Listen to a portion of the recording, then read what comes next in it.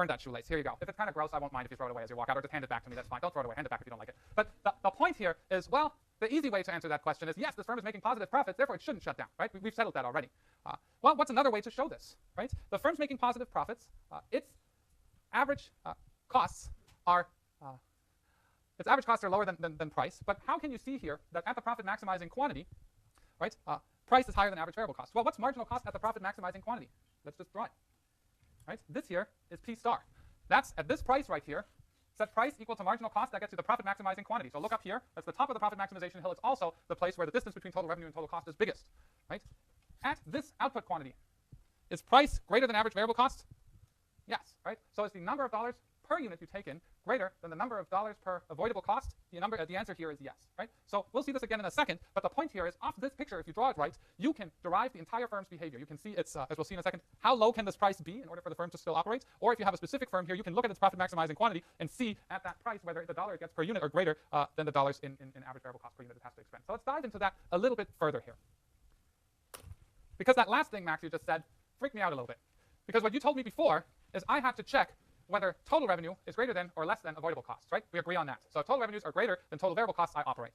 So in the short run, you shut down if revenues are less than variable costs. In the long run, you shut down if revenues are less than variable costs, which is the same thing as saying as profits are negative. Now, in the short run, this means also that if revenue is less than variable cost, this is equivalent to checking whether price is less than average variable cost. What do you mean by that? Well, let's look at that for a second. So we shut down if total revenue is less than total variable cost, right? We agree that that's true. So let's write out what total revenue is. Total revenue is price times quantity, and total variable cost is just total variable cost. Now I'm going to divide both sides by Q, okay? So I get P times Q over Q is less than TVC over Q. The thing on the left-hand side, the quantities drop out. So I have price less than, and what's total variable cost divided by output? It's the variable cost per unit, which we said is average variable cost. So another way to phrase the exact same output decision, the exact same shutdown decision, is in per unit terms. If the price you get per unit is less than average variable cost at that unit, you shut down. Right? That's the exact same thing as saying total revenues are less than total variable cost. We're just specifying it in per unit terms. If price is greater than average variable cost, you actually produce Q star such that price is equal to marginal cost. Right? So this is my output decision. This is my shutdown decision. But why, Max? Why all this trouble? Well, the trouble is that this picture up here, does that look nice? That's a mess. Right? That's a total mess. Do you want to draw this in a high-stress setting, 3-hour final exam, and it's warm in this classroom from 8 to 11 in the morning? No, right? So what this other way of expressing the shutdown decision lets us do is it lets us ignore this top picture. It lets us simply look at this picture and say, for any given price, I know what quantity is by looking at a price, going across to marginal cost, dropping down, and that shows me what for any given price the firm's optimal output decision is. And then I just check whether at that price, right, price is greater at that quantity than average variable cost. If price is greater than average variable cost, I produce. If it isn't, I shut down. So everything I need to know about whether the firm should operate and how much it should produce is contained in the bottom picture, which we all agree I think is easier to draw than the top picture. So are you ready? We're at a special moment here, the supply curve, all right? It's been a long time. We're in lecture 14. That's the halfway point, thanks to reading and whatever this week is called at the end. We used to have 30 lectures together. I like that better. I'm not supposed to say that. If the provost's listening, I didn't just say that, all right? But the point here is I now am at a point where I know at any given quantity whether the firm is producing and how much it is producing. So what we can do is we can derive the firm's short-run supply curve, all right? So you have a competitive firm, and we want to know how much it's going to produce in the short run. So let's draw it. Let's be careful when we draw stuff that we nicely label our axes. So dollars here on the y-axis, quantity on the x-axis. I'm going to draw a nice average variable cost curve. Let me turn this thing a little bit. That's beautiful. Good job, Max. This is my average total cost curve. What are you doing? Now I get to reverse engineer it. That's fun. Okay, let's try this again. That's not drawing anymore. What is wrong with you? Average variable cost, average total cost. Okay. Marginal cost we know cuts through the bottom here and through the bottom here, and looks something like this. This here is quantity. This here is dollars. So at any given price, how much do I produce? Well, at this price right here, if I want to figure out how much to produce, I go over to the marginal cost curve and I zoom straight down. So at P1, I produce Q1 units. At a higher price, the optimal output decision, P2, I zoom straight down here, Q2.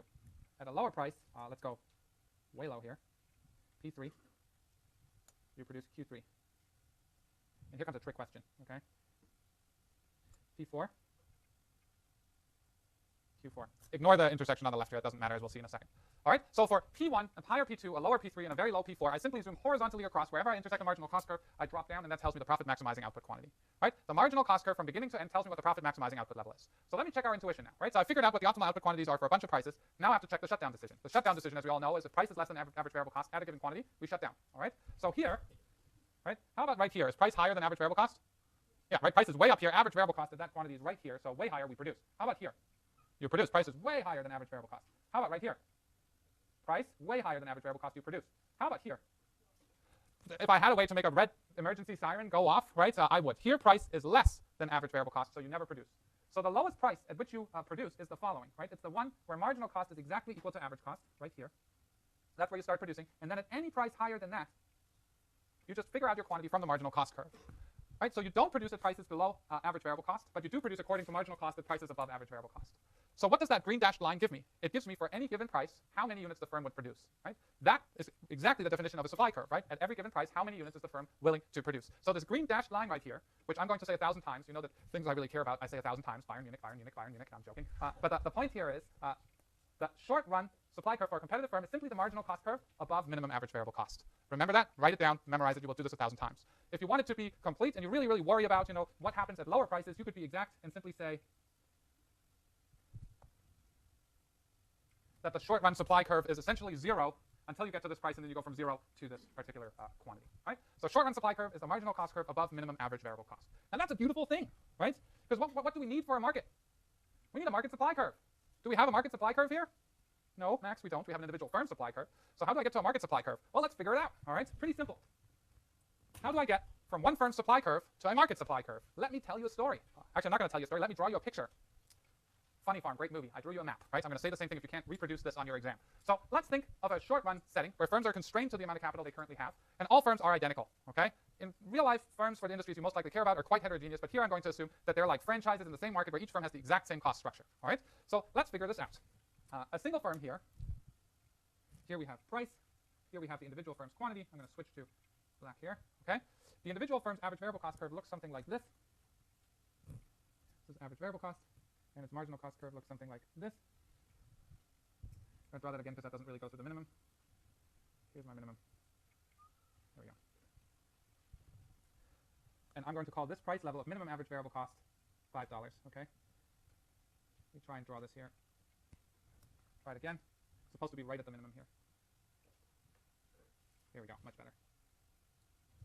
Okay, so if this here is $5 per unit, let's assume there are 5 firms in the market, 5 identical firms. At $5, this firm is willing to bring $50 to the market. Okay, so price is 5, its profit maximizing quantity is 50 units, price is exactly equal to minimum average variable cost, so it starts production at a market price of $5 of 50 units. Now if there are 5 identical firms, each one's identical, what's each firm going to do? Produce 50 units each, so market quantity is going to be 250 units. Okay? How do I do this best here?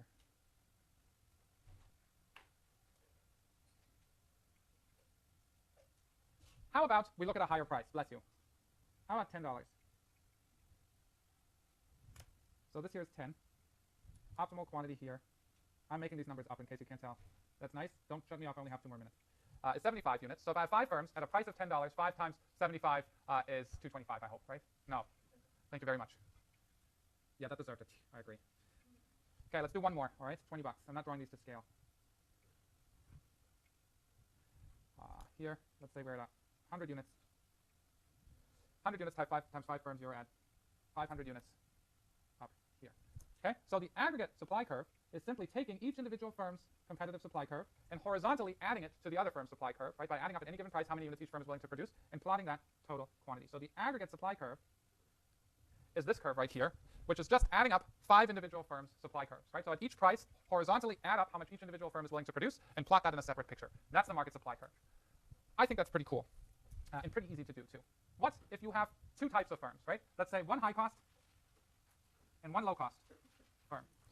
Okay, the low cost firm looks like this, and the high cost firm looks like this. Okay, bless you. I love spring, but it comes with allergies. Benefits and costs.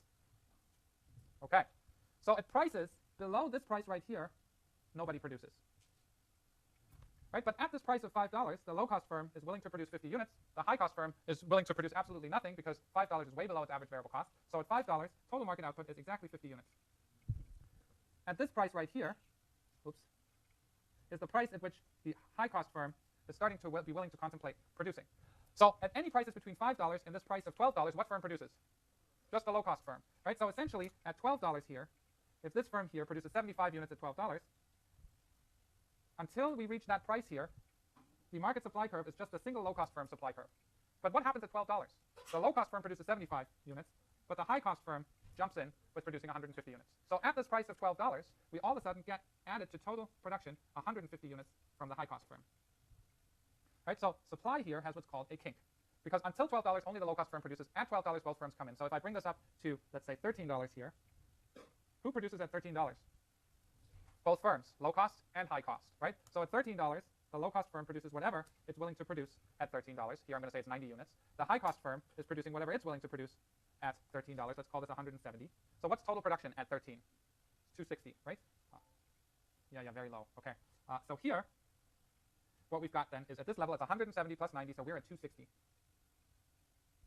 What's the label of this number right here? It should be 150 plus, it should be 150 plus 75, right, 225. Right, so what you've got here at low prices, just low-cost firm. And then starting here all the way to infinity, you have both firms. So if you have heterogeneous firms, what you're getting is as price rises, higher and higher cost producers start entering the market, and what you're getting is you're getting these funky kinked supply curves. So I'm just showing this to you as an example of something that doesn't look nice and smooth and textbooky, but is actually much more like what the real world looks like. On Thursday, I am in China. I'll bring you presents. Kyle Emmerich, one of our excellent teachers, is going to teach my lecture, so be nice. And there may still be a quiz on Thursday.